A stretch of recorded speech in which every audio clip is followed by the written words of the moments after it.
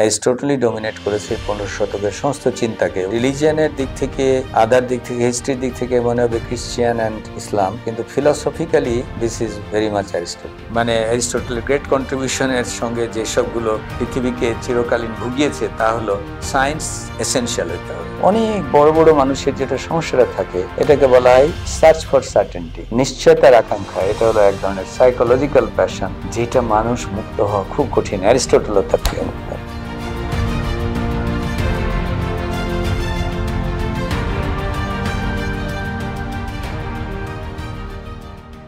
Aristotle আসলে প্লেটোর শিষ্য আমরা সবাই জানি, এবং তার 384-এ তিনি আসলে জন্মগ্রহণ করেন। তিনি কিন্তু খাঁটি গ্রিক ছিলেন না, উনি ছিলেন মেসিডোনিয়াতে। মানে তার ফাদার ছিল একটা মানে ইয়েতে মেসিডোনিয়ার রাজসভার একজন চিকিৎসক ছিলেন, হ্যাঁ। এবং সেখান থেকে উনি 17 বছর বয়সে যান এথেন্সে প্লেটোর একাডেমিতে শিক্ষা লাভ করতে, এবং ওখানে ছিলেন 345 পর্যন্ত। ওনার গুরুর মৃত্যু পর্যন্ত কিন্তু ছিলেন এথেন্সেই একাডেমিতে, হ্যাঁ। এবং সেখান থেকে যখন মৃত্যুবরণ করলেন তখন উনি চলে আসেন, সে নিজের একটা স্কুল করেছিলেন থ্রেসে। পরবর্তীতে 343 দিকে, মানে এগুলো সব বিসির কথা বলছি, উনি আলেকজান্ডারের গৃহশিক্ষক নিয়োজিত হন, হ্যাঁ। এবং 336 আলেকজান্ডারের মৃত্যু পর্যন্ত উনি ছিলেন গৃহশিক্ষক হিসেবে, ওখানে ছিলেন। পরে উনি আবার এথেন্সে এসে লাইসিয়াম বলে একটা মানে স্কুল তৈরি করেন, হ্যাঁ। কিন্তু শেষের দিকে দুঃখের বিষয় তাকে বিতাড়িত হতে হয়, বিকজ যখন গ্রিক ম্যাসিডোনিয়ার লড়াই আবার তীব্র হয় তখন উনি পলিটিক্যাল রিজনে তাকে ম্যাসিডোনিয়ান বলে ওনাকে আবার চলে আসতে হয়, এবং তিনি অন্য মানে সিটি স্টেট ইয়েতে 323-তে মৃত্যুবরণ করেন। তো এই হলো খুব সংক্ষেপে। আমি অ্যারিস্টটলের লাইফের খুব ডিটেলে যাচ্ছি না, কারণ সেটা আমাদের কারোরই লাইফের খুব ডিটেল উদ্দেশ্য না। কাজ নিয়ে আমাদের মানে মূলত কাজ মানে ওভারঅল কাজ না, ওভারঅল কাজে মানে হেন সাবজেক্ট নাই, কোনো বিষয় নাই যেখানে অ্যারিস্টটল বলিয়েছেন বলে শুরু করা হয় না মানে অলমোস্ট, মানে মানুষের ইতিহাসে বিস্ময়কর প্রতিভার 1 নম্বর যদি কেউ থাকে সে অ্যারিস্টটল, হ্যাঁ। যে তিনি এত বিষয়ে একটা মানুষের মানে ডাইভার্স ইন্টারেস্ট, শুধু না ডাইভার্স কন্ট্রিবিউশন, যেটা এখন পর্যন্ত কেউ অস্বীকার করতে পারে না, হ্যাঁ। সেটা যদি আমরা এখন পলিটিক্যাল সায়েন্সে যা, তা অ্যারিস্টটল বলিয়েছেন, সাইকোলজিতে অ্যারিস্টটল বলিয়েছেন, জিওলজিতে অ্যারিস্টটল বলিয়েছেন, বটানিতে অ্যারিস্টটল বলিয়েছেন, হ্যাঁ। মানে কোন সাবজেক্ট নেয়, ওনার ফিজিক্সের 2 বই আছে, ফিজিক্স 1 and 2, মেটাফিজিক্সের বই আছে, ওনার এথিক্সের বই তো আছে, ওনার আজকে যেটা শুরু করব বেসিক্যালি এটা লজিকের বই। এবং পৃথিবীতে যদি তার সব কন্ট্রিবিউশন মুছে ফেলা হয়, লজিকে কেউ বুঝতে পারবে না, হ্যাঁ। লজিক অলমোস্ট হি কেম ক্লোজ টু ক্যালকুলাস। মডার্ন যে ক্যালকুলাসের জনকের মানে হয়েই যেতেন যদি এখানে নোটেশন থাকতো এই সময়। এবং যখন থিয়েটারের কথা আসে, নাট এস্থেটিক্সের কথা আসে, তখন অ্যারিস্টটল বলিয়েছেন, হ্যাঁ। মানে তার কন্ট্রিবিউশনকে অস্বীকার করতে পারবে না। এমন কোনো বিষয় নাই যে বিষয়ে তাকে নিয়ে আলোচনা হয়। তো আমরা এই বিশাল প্রদেও উনি শেখাতেন যে উনি কিন্তু তার লিখিত বেশি নাই, হ্যাঁ। মানে এটা ছিল ওনার 2টা সহ ছিল, হাঁটতে হাঁটতে কথা বলতেন, শিষ্যরা নোট নিতেন, হ্যাঁ। এবং সেখান থেকে মূলত, হ্যাঁ, তাকে আবার লিখে তাকে কোট মানে ইন্টারপ্রেট করে লিখে, এই জন্য মানে পরে অ্যারিস্টটলের আবার নিয়ে কিছু কিছু প্রক্ষেপণও তৈরি হয়েছে বলে ধারণা করা হয়। পণ্ডিতরা গবেষণা করে তার মূল বইয়ের সম্পর্কে বলে, আবার কিছু কিছু ধারণা করা হয় যে প্রক্ষেপিত কিছু কিছু, হ্যাঁ, নিও অ্যারিস্টটলিয়ান গ্রুপ তৈরি হয় যারা কিছু কিছু মডিফাই করার চেষ্টা করে। কিন্তু মূলত ওনার কাজটা হলো যে ওনার নোট থেকেই যে এরা মূলত আমরা তার লেখা পাই আর কি, হ্যাঁ। এটাকে বলে পেরিপ্যাটেটিক স্কুল, মানে যারা হেঁটে হেঁটে, হ্যাঁ, ইয়ে করতো। তো এখন আমরা চলে যাচ্ছি তার, কারণ তার মধ্যে এই যে বিস্ময়কর প্রতিভা, এবং সেই প্রতিভা শুধু লেখার মধ্যে সীমাবদ্ধ থাকেনি, আসলে বেসিক্যালি হিউম্যান সিভিলাইজেশনের চিন্তাকে, মানে মূল যে ইউরোপিয়ান সিভিলাইজেশন পার্টিকুলার, এই সিভিলাইজেশনের যেটা মধ্যযুগ বলি আমরা, সেই মধ্যযুগ বাহ্যিকভাবে ইতিহাসে মনে হবে dominated by Christianity and Islam. মানে একদিকে চার্চ ক্রুসেডের ইতিহাস, এদিকে আবার উমাইয়া আব্বাসীদের উত্থান, এবং তারপরে ইসলাম এবং খ্রিশ্চানিদের লড়াই ইত্যাদি ইত্যাদি নানান কাহিনী। এবং এই মধ্যযুগ ইউরোপ এবং আরব, হ্যাঁ, এই টোটালটা মেলালে মানে দেখা যাবে যে ইউরোপিয়ান এই ইতিহাসটার পরবর্তীতে আমরা যে কালমিনেট করেছে ইন দ্য ফর্ম অফ রেনেসাতে এসে যে আমরা 1300 শতকে যে রেনেসা পাচ্ছি, ইউরোপিয়ান রেনেসা, যে ইউরোপিয়ান রেনেসাকে ধরা হয় যে এক ধরনের পুনর্জাগরণ বা নবজাগরণ, সেই রেনেসাই পরবর্তীতে আমাদের যেটা মানে বিস্তৃত হয়ে পরে ভারতীয় রেনেসা, বেঙ্গল রেনেসা যাই বলি না কেন, আমরা কিন্তু তার ডাইরেক্ট সন্তান। হ্যাঁ, তাহলে এটা একটা কন্টিনিউটি। কিন্তু ওই প্রায় 1300 বছর, হ্যাঁ, বা 1500 বছর, যেটা অ্যারিস্টটল থেকে শুরু করে এই যে ত্রয়োদশ শতক, তার মানে প্রায় 1500 বছর, এই ইতিহাসটা মানে 200-300 বছর যদিও ছিল টলেমিদের দ্বারা মানে ডোমিনেটেড বাই দি, আমরা সেটা আসবো এই গ্রিক পড়া শেষ হলেই আমরা একটা আলেকজান্ড্রিয়ান স্কুল বলে একটা স্কুলের আলোচনা করব, হ্যাঁ, যেটা dominated by Alexandria in Egypt, not by Greece. কিন্তু ওটার পর থেকে তো ক্রিশ্চিয়ানিটি এসে গেল, ক্রিশ্চিয়ানিটির পরে ইসলাম এসে গেল, ক্রিশ্চিয়ানিটি ইসলাম ডুয়ালিটি থাকলো। এই ইতিহাসটাকে কেউ কেউ আবার বলে অন্ধকার যুগ। হ্যাঁ, মানে মানুষের ইতিহাসে সবচেয়ে অন্ধকার যুগ বলবে, নানানভাবে অভিহিত করা হয়ে থাকে। কিন্তু বেসিক্যালি এই সময়টা পুরো হলো অ্যারিস্টটলিয়ান। মানে রিলিজিয়ানের দিক থেকে, আদার দিক থেকে, হিস্ট্রির দিক থেকে মনে হবে ক্রিশ্চিয়ান অ্যান্ড ইসলাম, কিন্তু philosophically this is very much Aristotelian. কারণ অ্যারিস্টটল সবচেয়ে ডোমিনেট করেছে, প্লেটো খুব কম করেছে তুলনামূলকভাবে। অ্যারিস্টটলই ডোমিনেট করেছে 15 শতকের সমস্ত চিন্তাকে। এবং এই যে যারা অন্ধকার যুগ বলে বা ইত্যাদি বলে, ওরা আসলে অনেক ক্ষেত্রে না বুঝেই কথাগুলো বলে। হ্যাঁ, এটা আসলে অন্ধকার যুগ বলে নাকি, এটা একটা কন্টিনিউটি। এবং অ্যারিস্টটল কেন ডোমিনেট করেছে? বিকজ যদিও ক্রিশ্চিয়ানিটিতে ফেইথ আগে এসেছিল, ফেইথ মানে সেন্ট অগাস্টিন আমরা পড়বো, তার সিটি অফ গড পড়বো এখানে, বা কনফেশন পড়বো, সেটা 4th শতকে এডিতে। কিন্তু বেসিক্যালি ইসলাম আসার পরপরই রেশনালিজম যেটা গ্রো করে, এবং সেই যেটা ইসলামের ডমিনেন্ট যে ফিলোসফিক্যাল স্কুল উমাইয়া আব্বাসীয়দের মধ্যে দিয়ে আসে, সেটা এসেছিল কিন্তু অ্যারিস্টটলিয়ান চিন্তা। এবং দশম শতকে সেই মানে চিন্তা, খ্রিস্টান চিন্তাও টমাস অ্যাকুইনাসকে দিয়ে চেঞ্জ হয়ে যায় টু মোর অ্যারিস্টটলিয়ান চিন্তা। তো যার ফলে ডোমিনেন্ট চিন্তা এই সময়গুলোতে কিন্তু হয় মানে মানে অগাস্টিন ছিল খানিকটা প্লেটনিক, মানে কাছাকাছি, কিন্তু ডোমিনেন্ট চিন্তা কিন্তু হয় অ্যারিস্টটলিয়ান।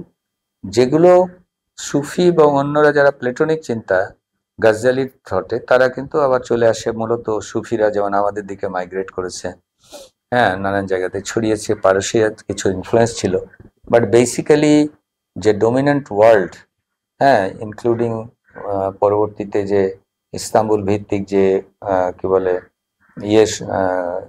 কি বলে অটোম্যান এম্পায়ার, সেগুলো সবই হচ্ছে ডোমিনেটেড বাই অ্যারিস্টটল চিন্তা। এবং এটা যে ইবনে সিনা বা ইবনে রুশদ, যাদেরকে আমরা লিডিং থিঙ্কার বলি, তারা কিন্তু টোটালি আসলে অ্যারিস্টটলিয়ান চিন্তাকে ইসলামাইজ করা বা রিলিজিয়াস চিন্তার মধ্যে নিয়ে আসা। এবং সেই জন্য গাজ্জালি কিন্তু ক্ষিপ্ত হয়ে একটা বই লিখেছেন যার নাম হলো তাহফাতুল ফালাসিফা, মানে ভ্রান্ত দার্শনিকদের মতের খণ্ডন, যে বইটার মাধ্যমে ইবনে সিনা, আল কিন্দি, আল ফারাবি এই গ্রুপটাকে কাফেরও বলেছেন উনি, যে বলেছেন যে ওরা কাফের, বিকজ তারা যতদূর জানিয়েছি মানে হলো যে ম্যাসিডোনিয়ার অধিবাসী অ্যারিস্টটলের চিন্তাকে তারা কপি করে এগুলো বলতেছে। এবং এটা এক্সপ্লিসিট যে, কারণ ইবনে রুশদ বলেওছেন যে আমি 40 বার অ্যারিস্টটলের মেটাফিজিক্স পড়েছি, আবি রুশদ, হ্যাঁ, 40 টাইমস অ্যারিস্টটলের মেটাফিজিক্স পড়ে আমি কথা, মানে ওটা একদম কিভাবে নিয়ে আসা রিলিজিয়ান। তো এই জন্য dominated by philosophy, is dominated by Aristotle. এবং এখন পর্যন্ত তার প্রভাব আমরা যখনই আলাপ করব, আমি আগেই বলেছি প্লেটো অ্যারিস্টটল ভালো করে যে বুঝেছে, তার কিন্তু ফিলোসফি বোঝা অনেক সহজ হয়ে যাবে। Particularly Aristotle is very very important, হ্যাঁ, মানে বোঝার জন্য পরবর্তী ইতিহাসকে। তো Aristotle is a very mixed personality. ওনার মধ্যে ওই যে একটা পার্ট যেটা আমরা থেকে শুনে আসলাম, আয়োনিয়ান ফিলোসফার, আমরা যে তাদের শুনলাম যে থেলিস কিংবা সফিস্ট, যে অভিজ্ঞতা এবং অবজারভেশন এবং সেখান থেকে অ্যানালিসিস করা, সেই প্রবণতা, সেটা কিন্তু অ্যারিস্টটলের মাঝে পুরো মাত্রা ছিল। এবং তিনি কিন্তু এই যে বিভিন্ন প্রাণীর, তারপরে উদ্ভিদের ক্লাসিফিকেশন করা, ওগুলোকে সংগ্রহ করা, ওগুলোকে মানে ক্যাটেগরাইজ করা, এটা কিন্তু উনি শুরু করেন। মানে পরবর্তীতে আমরা লিনিয়াসের ক্লাসিফিকেশন ফলো করি, কিন্তু বেসিক্যালি ওই জন্য বলছি যে বোটানিতেও তাকে বলা হয় অ্যারিস্টটলের সময় ইহা করিয়াছে, জুওলজিতেও তাকে খোঁজা হয় বলিয়াছেন। তার কারণ হলো যে তিনি কিন্তু ওই প্রাণী এগুলোকে কিন্তু অবজার্ভ করতেন। এমনকি যখন পলিটিক্স লিখছেন উনি, তখনও কিন্তু তখনকার সিটি স্টেটগুলোর সমস্ত কনস্টিটিউশন কালেক্ট করে পলিটিক্যাল সায়েন্সের মধ্যে ব্যাখ্যা করার চেষ্টা করে, অ্যানালাইজ করে, 100% পদ্ধতি নাও, কিন্তু তিনি কিন্তু এই অবজারভেশন এবং ফ্যাক্টসের প্রতি যে তার আগ্রহ, সেটা কিন্তু সেখানে খুব ক্লিয়ারলি প্রকাশ পেয়েছে। এবং তার শিষ্য আলেকজান্ডার তাকে, মানে অন্তত একবারের ইতিহাস আছে যে তা যখন ভারত আক্রমণ করতে আসে, তখন তাকে বলেছে যে গুরু আপনার জন্য কি নিয়ে আসবো, তো বলছে পশু পাখি এবং জীব, কি বলে, উদ্ভিদের স্যাম্পল নিয়ে এসো। হ্যাঁ, মানে কতটা অবজেক্টিভ থিঙ্কিং এর ব্যাপার ছিল তার মাঝে। হ্যাঁ, কিন্তু অন্যদিকে আবার তার মাথায় ছিল যে ফিজিক্স নয়, তার চেয়ে বড় জ্ঞান হচ্ছে মেটাফিজিক্স। এগুলোই আমরা আসবো আগামী 3-4 সপ্তাহের মধ্যে আলাপ করব, যে ফিজিক্স নয়, বড় হচ্ছে মেটাফিজিক্স, ফিজিক্সের ঊর্ধ্বে এক ধরনের। হ্যাঁ, এবং সেই মেটাফিজিক্সের চর্চা থেকেই উনি কিন্তু ইউনিফাইড যে কনসেপ্টে, যেটা মানে ফার্স্ট কজ, এই ফার্স্ট কজটাই কিন্তু রিলিজিয়ানে গড বা ঈশ্বরের সঙ্গে সমন্বিত হলো। কি করে ক্যাপিটাল এফ ক্যাপিটাল সিতে উনি গেলেন, first principle, first cause, prime mover. হ্যাঁ, এইটাই হচ্ছে রিলেট করছে তার ফিলোসফি উইথ রিলিজিয়ান, মানে রিলিজিয়ান এবং in a way Alexandrian science কিন্তু অ্যারিস্টটল, অ্যান্টি অ্যারিস্টটল, মানে অ্যারিস্টটলিয়ান ছিল না। আর্কিমিডিস এবং যে আমরা ইউক্লিডও কিন্তু আলেকজান্দ্রিয়ান, ইউক্লিড কিন্তু গ্রিক না, জিওমেট্রি। এরা আবার যখন, যদি এই দুটো ফলো আমরা করি, তাহলে বুঝবো যে রেনেসা আসলে কি দিয়েছিল ইউরোপকে। কারণ রেনেসা ইউরোপকে কি দিয়েছিল, একদিকে যে শুধু Greek idea of liberal humanistic idea শুধু দিয়েছিল তা নয়, তার সঙ্গে আলেকজান্দ্রিয়ার সায়েন্স দিয়েছিল তাকে, ইউরোপকে। এই দুটো মিলিতভাবে ইউরোপিয়ান সিভিলাইজেশন হয়েছিল। দুঃখের বিষয়, সেটা আবার যখন বাংলাদেশে, মানে বাংলাদেশ লেড, মানে Kolkata led the renaissance of India. এবং এটা 1885-এ কংগ্রেসের প্রেসিডেন্ট গোখলে বলেছিলেন, what Bengal thinks today India thinks tomorrow. হ্যাঁ, মানে এটা ছিল অরিজিনাল। হ্যাঁ, কিন্তু ইন্টারেস্টিং বিষয় হলো যে আমাদের কিছু এক্সেপশন বাদ দিলে, হ্যাঁ, বিদ্যাসাগরের মধ্যে সায়েন্টিফিক প্রবণতা ছিল, অক্ষয় প্রবণতা ছিল, কিন্তু এরা আপার হ্যান্ডে যায়নি। আপার হ্যান্ডে রাজা রামমোহন রায়, দেবেন্দ্রনাথ ঠাকুর, রবীন্দ্রনাথ ঠাকুর, মানে আমাদের যে এই গ্রুপটা আসলে ডোমিনেট করেছে। হ্যাঁ, এই আমাদের রেনেসাকে, এই রেনেসা ডোমিনেট করাতে যেটা ঘটেছে, ওভারঅল ইন জেনারেল বিজ্ঞান অলমোস্ট নীল হয়ে গেছে আমাদের সমাজ থেকে। আমাদের সমাজ হয়ে গেছে মোর লিটারেরি, মোর হিউম্যানিস্টিক চিন্তাকেই আমরা একমাত্র রেনেসার সন্তান মনে করি। মানে ইউরোপিয়ান রেনেসার এসেন্সের অর্ধেক কাট, হ্যাঁ, বলতে গেলে প্র্যাকটিক্যালি কাট। হ্যাঁ, প্র্যাকটিক্যালি আর বিজ্ঞান চর্চা আমাদের সমাজে, বিজ্ঞান মানসিকতার চর্চা ইত্যাদি তেমন হয় না। হ্যাঁ, মানে অত্যন্ত দুঃখের বিষয় হচ্ছে যে ভারতে ইন জেনারেল এটা তখন আসলে পুরো ভারতবর্ষের শুধু একটা এক্সেপশন কিছুটা পকেটের মতো চেঞ্জ হয়েছে, সেটা আমি বলছি। হ্যাঁ, এবং সেটা আমি জানতাম না। আমি গত কয়েক বছর আগে প্রথমে আমি যাদবপুর ইউনিভার্সিটিতে একটা লেকচার দিয়েছিলাম বেঙ্গল রেনেসার উপরে। হ্যাঁ, ওখানের পরে আমাকে ইনভাইট করলো কেরালাতে। হ্যাঁ, কেরালা গিয়ে আমি দেখলাম যে ওখানে একটা, কলকাতা থেকেই তারা গেছে, কিন্তু they change certain ideas, Kerala renaissance করেছে একটা, এবং ওটা অদ্ভুত। হ্যাঁ, মোর এম্পেরিক্যাল সাইডটাকে এবং হিউম্যান সমাজ, সোশ্যাল সায়েন্সটাকে গুরুত্ব দিয়ে কেরালার আজকে যে চেঞ্জ, কেরালা কিন্তু ভারতের মধ্যে সবচেয়ে আগে, মানে ইকুইটির দিক থেকে, সাম্যের দিক থেকে, এডুকেশনের দিক থেকে, অনেক দিক থেকে কিন্তু একটা পজিটিভ চেঞ্জ তাদের মধ্যে থাকে, মানে স্বাস্থ্যের দিক থেকে। এটা ওই রেনেসার সাথে লিঙ্ক। কিন্তু আমি ওখানে একটা লেকচার দিতে গেছিলাম, এটা আছে ইউটিউবে আছে, এটা আমাদের কোথাও না কোথাও আছে, এটা খুঁজে পাবো। তো ওটা আমি অবাক হয়েছিলাম যে আমাদেরই তারা কিন্তু কলকাতা থেকে ট্রেন্ড, হ্যাঁ, বাট দে ডিড। কিন্তু আমরা যারা কলকাতা থেকে ঢাকা আসলো, আমাদের বুদ্ধির মুক্তি আন্দোলন, কাজী আব্দুল ওদুদ কিংবা আবুল হোসেন, পরবর্তীতে আহমদ শরীফ স্যার মানে থেকে শুরু করে যত নেক্সট জেনারেশন, সবাই মানে বেসিক্যালি রেশনালিস্ট, হিউম্যান হিউম্যানিস্ট একটা বোধকেই মনে করছে প্রগতি, এর বাইরে আর মানে সাইন্টিফিক প্রবণতাগুলো এলো না। যাই হোক, আমরা পরে আসবো এক সময়, কারণ শেষের দিকে যখন বেঙ্গল রেনেসে আসবো। বাট ইম্পর্টেন্ট কথা হচ্ছে যে তাহলে অ্যারিস্টটল থেকে লিঙ্কটা, কারণ অ্যারিস্টটলকে টু সাম এক্সটেন্ট স্বীকার করা, আবার অ্যারিস্টটলের কিছু কিছু জিনিস অস্বীকার করে কিন্তু রেনেসা, ইউরোপিয়ান রেনেসা, হ্যাঁ, revolt against Aristotelian dominance in philosophy, হ্যাঁ, এপিস্টেমোলজি, সেটা কিন্তু খুব গুরুত্বপূর্ণ ব্যাপার ছিল। এবং সেটাকে রেনেসাতে দুটো সিস্টেমেটিক্যালি একটা গ্রুপ সেই পথে গেল, সেটা হলো বেকারদের, লাইবনিজ, স্পিনোজা, যেটা আমরা পড়বো, যেটা রেশনালিজমের পথ। আর যেটা এম্পিরিসিজমের পথ, সেটা হলো লক, হিউম, বার্কলে। তো বার্কলে, লক, হিউম, আমরা সেটাতে যাব। কিন্তু অ্যারিস্টটলের মধ্যে কিন্তু এই দুটোরই প্রবণতা ছিল, যদিও মেথডের দিক থেকে উনি বেশি করে পরে আপার হ্যান্ড দিয়েছেন। কিন্তু আজকে যে বইটা পড়বো, অর্গানন, সেটাতে মানে ভেরি, কি বলবো, মাস্টারপিস একটা, যে বইটার মধ্যে উনি কিন্তু এসেনশিয়ালি এই পয়েন্টগুলো এনে ফেলেছেন। এবং ওনার লেখা কিন্তু প্লেটোর থেকে সম্পূর্ণ আলাদা। প্লেটোর মধ্যে অনেক, যদিও প্লেটো বলেছে কবিদের, নাট্যকারদের নির্বাসন দেওয়ার, লেখার মধ্যে আবার কবি নাট্যকারের মতো করে নাটকীয়তা করেছেন, কবিতার উদাহরণ দিয়েছেন, কাব্যের উদাহরণ দিয়েছেন, মানে কাব্যের মতো করে কথা বলেছেন। কিন্তু অ্যারিস্টটল চাচা ছোলা, হ্যাঁ, রাইটিং, হ্যাঁ, ওনার রাইটিং এর মধ্যে কিন্তু সে কাব্যিক গুণ বা ইয়ে গুণ নাই।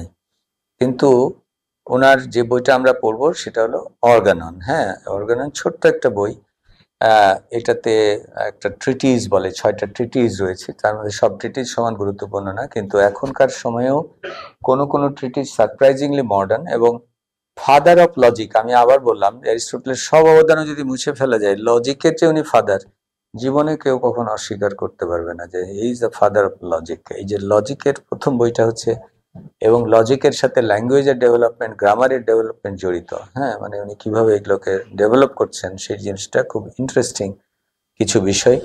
এবং এই অর্গানন কি কিন্তু আশ্রয় করে আবার যখন যারা মডার্ন সায়েন্সের মানে প্রফেটস বলি আমরা, প্রফেটস অফ মডার্ন, কারণ সায়েন্স কিন্তু এস্টাবলিশ করা সোসাইটিতে সহজ কাজ ছিল না। হ্যাঁ, কারণ যে তোমার যখন রেনেসার সময়ে, রেনেসাকে মানে সময় যে সায়েন্সের ডেভেলপমেন্ট, তার বিরোধিতা করার জন্য এবং হিউম্যানিজম, লিবারাল আইডিয়ার বিরোধিতা করার জন্য তখন পুরো চার্চ বিরোধী, তাই না? এবং চার্চ এত শক্তিশালী, পোপ যে রাজাকেও এক পায়ে দাঁড় করে রেখেছে। হ্যাঁ, মানে এত শক্তিশালী চার্চ, সেই চার্চ ইনকুইজিশনে দিয়েছে সায়েন্টিস্টদেরকে, তাই না? জিওনার্দো ব্রুনোকে জীবিত পুড়িয়ে মেরেছে, গ্যালিলিও আরেকটু হলে বেঁচে গেছে। এই সময়ে পরে লড়াই করে কিন্তু বিজ্ঞানকে, এবং বিজ্ঞানও নাম ছিল না, এই 200-300 বছর আগে কিন্তু ন্যাচারাল ফিলসফি বলে চালাইতে হয়েছে। হ্যাঁ, সবই কিন্তু ফিলসফির অংশ। এবং সেইটা মানে যারা লিওনার্দো দা ভিঞ্চি কবরে প্রদীপ জেলে জেলে অ্যানাটমি করে, হ্যাঁ, মানে ক্যান্ডেল জেলে ডিসাইড করে অ্যানাটমি করেছে। মানে সে কঠিন সময়, সেই সময়ের পরে যারা এটাকে আপার হ্যান্ডে নিয়েছে, তার মধ্যে একজন হলো ফ্রান্সিস বেকন। হ্যাঁ, ফ্রান্সিস বেকনকে বেশি করে লিটারেচারে পড়া হয়, ইংলিশ লিটারেচারে, but he is one of the prophets of science, যিনি সায়েন্সকে এস্টাবলিশে লড়াই করেছেন, পলিটিক্যালিও লড়াই করেছেন। তো তার বই, এই যে অর্গাননকে কপি করে আমরা একটা বই পরে একটু যা সামান্য দেখবো, তার নাম হলো নোভাম অর্গানাম। হ্যাঁ, সো এই জন্য অর্গানন যেটা আমরা আজকে পড়ছি, তা কিন্তু অনেক চিন্তারই ভিত্তি। আচ্ছা, তো অর্গাননে রয়েছে কি? হ্যাঁ, অর্গানন বললাম যে 6টা ট্রিটিজ রয়েছে, এবং সেই 6টা ট্রিটিজে এখানে কি বলে, প্রথম যে ট্রিটিজ, হ্যাঁ, সেই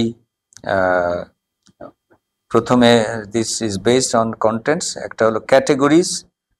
প্রথমে উনি একটা টার্মস গুলো যে অপারেশনাল ডেফিনিশন লাগে, যে কোনো টার্ম ইউজ করতে, যে একটা টার্মকে যে ডিফাইন করতে হয়, ক্যাটেগরি তৈরি করতে হয় তার, এটা তিনি প্রথম করেছেন, যে ক্যাটেগরিজ লাগবে, টার্মস লাগবে। টার্মসের পরে উনি বলছেন অন ইন্টারপ্রিটেশন, এটাকে ইন্টারপ্রেট করবে কিভাবে। তারপরে খুব ইম্পর্টেন্ট বিষয় হলো যে ডিডাকটিভ লজিকের যে পদ্ধতি, যেটাকে বলে প্রায়র অ্যানালিটিক্স, আর এম্পিরিক্যাল যেভাবে মানে ইন্ডাকটিভ লজিক সেটাকে তিনি পস্টেরিয়র অ্যানালিটিক্স, তারপরে টপিকস অ্যান্ড অন সফিস্টিক্যাল রেফুটেশন, যে কি করে রেফুট করতে হয়। এই যে এটা অ্যাকচুয়ালি এই ক্যাটেগরি এবং বিভিন্নটাতে বিভিন্ন রকম মানে ইম্পর্টেন্স আনইভেন, কিন্তু আমি আবারও বলেছি যে যারা পরবর্তী চিন্তা করেছেন তারা বিশেষ করে প্রায়র অ্যানালিটিক্স, পস্টেরিয়র অ্যানালিটিক্স, এগুলো এই লজিকটাই কিন্তু পরবর্তীতে আমাদের এখন মডার্ন লজিকের ফরম্যাটে চলে এসছে। তো আমরা জাস্ট কিছু কিছু জায়গায়, কারণ সব তো পড়া সম্ভব না, আমাদের জন্য যেটা প্রয়োজন এই ক্যাটেগরি যে উনি মানে বিভিন্ন রকম এই করেছেন, এবং যেমন substance, quality, quantity, relation, action, affection, place, time, position, state, এবং সেইখানে উনি কারণ ক্যাটেগরি যে মনে করো যে কতগুলো বিষয় আছে, যে আমি বলতেছি যে এটা বস্তু, ওটার নাম বলছি বিভিন্ন রকম, আম, জাম, কাঁঠাল বা পাহাড়, নদী, পানি, কিন্তু আলটিমেটলি এটাকে যদি আমি একটা ক্যাটেগরি করি তাহলে সবই হচ্ছে বস্তু, সাবস্টেন্স। হ্যাঁ, উনি জগতের এইসব শব্দগুলোকে ব্যাখ্যা করে ওনার মনে হয়েছে যে আমি এটাকে ভালো মন্দ কিংবা গরম ঠান্ডা ইত্যাদি নানান নানান বলছি, এটার নাম হচ্ছে কোয়ালিটি। আমি এটাকে একটা, দুইটা, পাঁচটা, সাতটা বলছি, এটার নাম হলো কোয়ান্টিটি, পরিমাণ। এই যে পরিমাণ, এখন তো এগুলো আমাদের কাছে খুব ডাল ভাত লাগবে, কিন্তু যিনি প্রথম বলতেছেন যে এইসব ডাইভার্স জিনিসকে একটা ক্যাটেগরিতে আনা যায়, একটা কোয়ালিটি বলে একটা শব্দ উচ্চারণ করা যায়, হ্যাঁ, তার কথা চিন্তা করো যে উনি কিন্তু এটাকে পরে ক্যাটেগরি, কারেন্টের ক্ষেত্রে ক্যাটেগরি হয়তো কিছু চেঞ্জ হয়েছে, নানান জন, এই যে একটু আগে আমি মোরাল ক্যাটেগরিসিটি বলছিলাম, নানান কিছু চেঞ্জ হতে পারে, কিন্তু বেসিক্যালি বিষয়টা হচ্ছে যে উনি এই টার্মটাকে মানে ক্যাটেগরিতে এগুলোকে, যেমন আমি আজকাল 2টা, 5টার, সন্ধ্যা 7টা, রাত 8টা যাই বলি না কেন টাইম, হ্যাঁ, ঢাকা, রাজশাহী, চিটাগাং, সিলেট যাই বলি না কেন প্লেস, এই যে ক্যাটেগরি, হ্যাঁ, এটা করছেন। এবং অন ইন্টারপ্রিটেশনে এসে তখন তিনি এই যে টার্মগুলো, হ্যাঁ, এই যে বিভিন্ন রকম টার্মগুলো উনি ব্যবহার করছেন, হ্যাঁ, যে এটাকে এই ক্যাটেগরিতে, তখন তিনি এই যে নাউন, ভার্বস, হ্যাঁ, এবং এই যে আমরা যেগুলো এখন সেন্টেন্স, হ্যাঁ, এই যে ভেরিয়াস কাইন্ডস অফ প্রপোজিশনস, এটা কিন্তু তৈরি করছেন। মানে গ্রামারের ফান্ডামেন্টাল ভিত্তিটা কিন্তু লজিক থেকে উনি তৈরি করছেন, যেগুলো থেকে। এবং পরে যেমন যখন উনি যেমন থিওরিতে যখন যাবেন, উনি তখন বলবেন যে আসলে প্লেটো যেটা জেনারেলাইজ করতে গিয়ে ভাব হিসেবে করেছে, যে বিড়ালত্ব আদার ওয়ার্ল্ডে আছে, এটা আসলে আদার ওয়ার্ল্ডে নাই, এটা আমরা এই জগতে এটাকে কমন নাউন বলবো, অর্থাৎ বিভিন্ন জিনিসের নামকরণ করে এটাকে একটা এই জগতে, এটাকে অন্য জগতে না, এই জগতেই আমরা এটা একটা জেনারেলাইজেশন করছি, কমন নাউন। তার ল্যাঙ্গুয়েজের স্ট্রাকচার করার ক্ষেত্রে তার একটা বড় অবদান তৈরি হচ্ছে, হ্যাঁ, যেটাকে উনি অন ইন্টারপ্রিটেশনে নিয়ে আসছেন। প্রায়র অ্যানালিটিক্সটা খুব ইন্টারেস্টিং, হ্যাঁ, প্রায়রতে ওখানে উনি এবং পস্টেরিয়র অ্যানালিটিক্স, এটা পরে আমরা আসছি। তো এই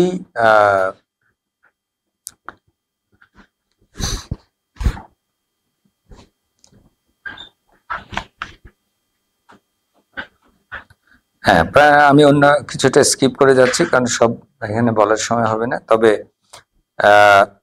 এই যে সিলোজিজম, হ্যাঁ, এটা করার জন্য মডার্ন আগে লজিক্যাল ক্যালকুলাস, এটা একটু বুঝতে হবে যে মডার্ন লজিক্যাল ক্যালকুলাসটা আসলে কিভাবে গড়ে ওঠে, কারণ এটা থেকে কিন্তু ডিডাকটিভ লজিকের থেকে এটা গড়ে ওঠে, হ্যাঁ।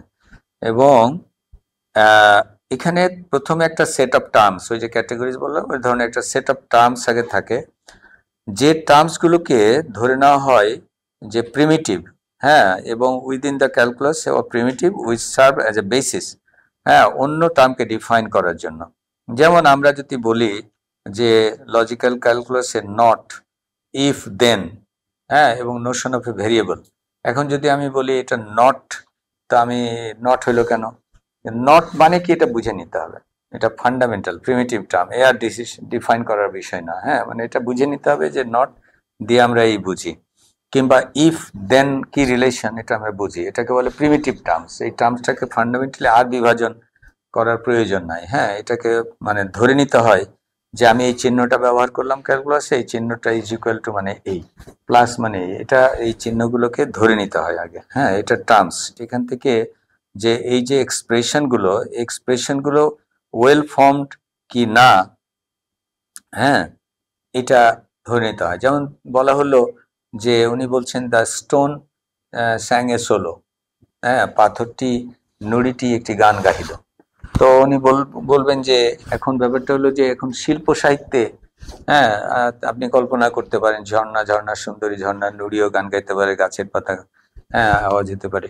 কিন্তু উনি বলবেন লজিক্যালি ফরমেশন রুল এটা পড়ে না, কারণ ও ইনঅ্যানিমেট অবজেক্ট, ও তো গান গাইতে পারে না। সুতরাং ওইটা ফরমেশন রুল অনুযায়ী, যদিও টার্ম গুলো ঠিক আছে, হ্যাঁ, the stone is sangs sings a song, কিন্তু it is not a formation rule. উনি বলবেন দি ফরমেশন রুল দিয়ে এটা হবে না, হ্যাঁ, এই ফরমেশন রুল দিয়ে হবে না। তো এই জন্য উনি বলবেন যে মানে এটা হলো মডার্ন ক্যালকুলাসও তাই। তারপরে ইম্পর্টেন্ট হচ্ছে সার্টেন অ্যাক্সিওমস অর পোস্টুলেটস, যেখান থেকে from which the theorems of the systems are derived.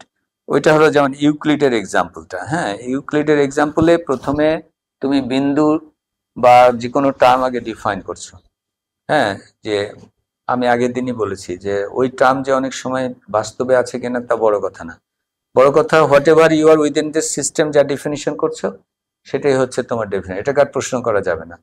তো প্রিমিটিভ টার্মটা কি, যেমন বলা হচ্ছে যে যাহার অবস্থান রহিয়াছে দৈর্ঘ্য প্রস্থ উচ্চতা কিছুই নাই, কিন্তু অবস্থান রহিয়াছে, এটা একটা ইম্পসিবল ফিল্ডে, মানে ইয়েতে, পৃথিবীর জগতে। কারণ যতই ছোট হোক, তুমি যত মানে ক্ষুদ্রই হোক, একটা পাওয়ারফুল মাইক্রোস্কোপ থেকে আরো পাওয়ারফুল মাইক্রোস্কোপ দিলে দৈর্ঘ্য প্রস্থ উচ্চতার বাইরে হবেই, আর না হলে তার অবস্থান নাই। অবস্থান থাকলে তার দৈর্ঘ্য প্রস্থ উচ্চতা কিছু একটা আছেই, সেটা আমি মাপতে পারি, আমার এখন ক্ষমতা নাই, কিন্তু আরো পাওয়ারফুল মাইক্রোস্কোপ হলে মাপতে পারবো। সুতরাং এটা আসলে ধরে নেওয়া টার্ম, ওই যে প্রিমিটিভ টার্ম। এই প্রিমিটিভ টার্মটা তখন আমি যদি আবার কিছু এক্সিওম ধরে নিই, যেমন ইউক্লিডের ওই যে মানে আমরা বলা হলো যে একটি সরলরেখা ওইদিকে বর্ধিত করিলে সমভাবে চলিতে থাকে, কথার কথা। তাহলে শত সিদ্ধ করেছি না আমরা, শত তো সিদ্ধ, উহা প্রমাণের অপেক্ষা রাখবে না। তাহলে ওইটা উনি মেন করছেন যে যে কোনো ক্যালকুলাসে, মডার্ন মানে ক্যালকুলাসে আসলে ফার্স্ট কথাই হলো যে কিছু প্রিমিটিভ টার্ম আর কিছু এক্সিওমস, হ্যাঁ, যে এক্সিওমটাকে তোমার শতসিদ্ধ ধরে নিতে হবে অ্যাপ্রায়ারি, এটা প্রশ্নবিদ্ধ করা যাবে না। এটা যখন প্রশ্ন করা যাবে না, তখন এখান থেকে তুমি বাকিটা, যখন বলবা যে হ্যাঁ এই উভয় দিকে চলিতে থাকে, কিংবা পঞ্চম যে ইউক্লিডের ছিল যে একটি সরলরেখার বাইরে একটি বিন্দুতে একটি মাত্র সরলরেখা, সমান্তরাল সরলরেখা টানা যায়, ওই যে ফিফথ ইউক্লিডের আমাদের যে শতসিদ্ধ। তো এই ধরনের পাঁচটা শতসিদ্ধের উপরে কিন্তু ইউক্লিডের পুরো জ্যামিতি দাঁড়ায় গেছে, হ্যাঁ, যত রকম আমরা পরে আঁকছি, উপপাদ্য প্রমাণ করছি, সম্পাদ্য, সব কিন্তু এই পাঁচটা প্রিমিটিভ। তো এটা হচ্ছে মডার্ন ক্যালকুলাসের আসলে ফান্ডামেন্টাল বিষয়, হ্যাঁ, এটা হচ্ছে যে আমার টার্ম থাকতে হবে যাকে কোয়েশ্চেন করা যাবে না, ফরমেশন রুল থাকতে হবে, এক ধরনের অ্যাক্সিওম থাকতে হবে, এবং এখান থেকেই কিন্তু এ সেট অফ রুলস যেখান থেকে তুমি যুক্তির পিঠে যুক্তি দিয়ে বাকিটা তৈরি করে ফেলবা, হ্যাঁ, কারণ বাকিটা কিন্তু উপপাদ্য আমরা তৈরি করে ফেলি, ওখান থেকে নেই। এবং একটা থাকলে যদি তোমার ওই একটা সরলরেখার বাইরে একটা বিন্দুতে একটি সমান্তরাল সরলরেখা টানা যায়, তাহলে তুমি ত্রিভুজের তিন কোণের সমষ্টি দুই সমকোণ প্রমাণ করতে পারবে, ওটা ধরে নিয়ে কিন্তু প্রমাণ হয়। আবার ত্রিভুজের তিন কোণের সমষ্টি দুই সমানকে যদি পঞ্চম ইউক্লিডের পঞ্চম শতসিদ্ধ করো, তাহলে কিন্তু ওইটা ধরে নিলে আবার এই সরলরেখার বাইরে একটি বিন্দুতে সমান্তরাল সরলরেখা কিন্তু প্রমাণ করা যায়, হ্যাঁ, যেটা দিয়ে এই মানে পরে নন ইউক্লিডের জ্যামিতির উদ্ভব হয়েছিল, যে এটা তাহলে তো প্রিমিটিভ হলো না, একটা দিয়ে যদি আরেকটা করা যায়, আরেকটা দিয়ে আরেকটা করা যায়, এটা প্রিমিটিভ হইলো না, কোথায় একটা গলদ আছে। পরবর্তীতে সেট অফ অ্যাক্সিওম যখন চেঞ্জ করা হইলো, হ্যাঁ, 1700 শতকে, তখন বলা হলো যে অ্যাক্সিওম যদি চেঞ্জ করো তাহলে নিউ জিওমেট্রি হয়ে যাবে, এবং সেটাও পারফেক্ট জিওমেট্রি। তোমার জিওমেট্রি তাহলে আসলে জগতের সত্য বলে না, এটা হলো ধরে নেওয়ার সত্য বলে। ওই যে ডেফিনেশন থেকে যে ধরে নিচ্ছি বোঝা যায় না, আমরা কিন্তু কখনো প্রশ্ন করি না যে এই বিন্দু কোত্থেকে আসলো, এটা তো ধরে নেওয়া বিন্দু, হ্যাঁ, তাহলে সবকিছু তো ধরে নেওয়া।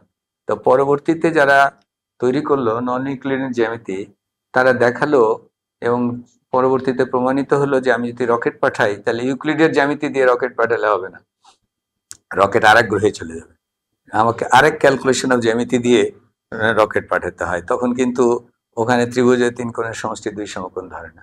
সো এই যে একটা সিস্টেমের ভিতরে আবার তোমাকে কিন্তু ওটাকে ধরে নিতে হবে যে ওই সিস্টেমের ভিতরে, ইউক্লিডিয়ান সিস্টেমের মধ্যে ওয়াই, মানে কারণ এটা ধরে নিতে হবে যে ইহা প্রিমিটিভ, এবং এটা হলো এক্সিওম। এই দুটো কথা কিন্তু মনে রেখে তো ওখান থেকে রুল তৈরি করতে হবে। এখন অ্যারিস্টটল এই যে মডার্ন যে সিস্টেম, মানে এই যে তোমার কি বলে লজিক্যাল ক্যালকুলাস, এটা তো উনি তখন ওইভাবে না করে উনি তার প্রিন্সিপালের টার্মস গুলোকে প্রিমিটিভ বা এগুলো হয়তো বলেন নাই, কিন্তু উনি বারবার নট, ইফ, দেন এগুলো কিন্তু ব্যবহার করেছেন, এবং এটা টেকিং ইট ফর গ্রান্টেড যে যারা এটা পড়ছে তারা এগুলো জানে। এবং প্রায়র অ্যানালিটিক্সে উনি তখন ডিসকাস করছেন এই যে সিলোজিস্টিক ফর্ম, এই ফর্মটাকে উনি তখন ডিনোট করছেন লেটার দিয়ে। ইভেন উনি কিন্তু তখনকার গ্রিক লেটার এ, বি, সি এগুলো দিয়ে এটাকে টার্মের মধ্যে নিয়ে এসছেন, হ্যাঁ। এবং সেখানে ভেরিয়েবল যেটা কনসেপ্টে, এই এ ম্যানও হতে পারে, এল ছাগল হতে পারে, এল বাড়িও হতে পারে, আমরা যে ভেরিয়েবল বলি আর কি, যে ভ্যারি করতে পারে।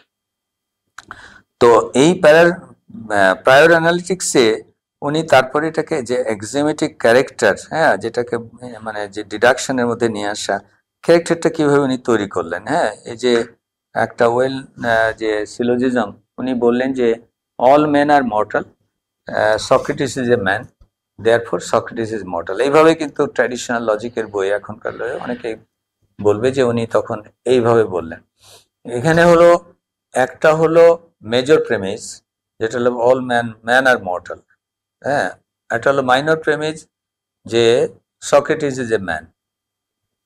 তাহলে এই দুটো যদি জানা থাকে, দুটো প্রেমিস যদি জানা থাকে, তাহলে তৃতীয় কথা সক্রেটিস ইজ মর্টাল, এটা আর জানার দরকার নেই, অবজারভেশনের দরকার নেই, ইহা চিরন্তন সত্য, হ্যাঁ। যে আমার দুটো প্রেমিস যদি যদি ধরে নিই আমি, তো ম্যান ইজ মর্টাল আর সক্রেটিস ইজ ম্যান, তাহলে সক্রেটিস ইজ মর্টাল, এই হলো ডিডাকশন, হ্যাঁ। যে আমার কতগুলো প্রেমিস আছে, ওই যে প্রেমিসটা অলরেডি নোন, এই প্রেমিস থেকে আমি যখন ইন্ডিভিজুয়ালে যাচ্ছি, এখন সক্রেটিসের জায়গায় যদি করিম, জসিম যাই দিই না কেন, সবটাই ফিট করবে।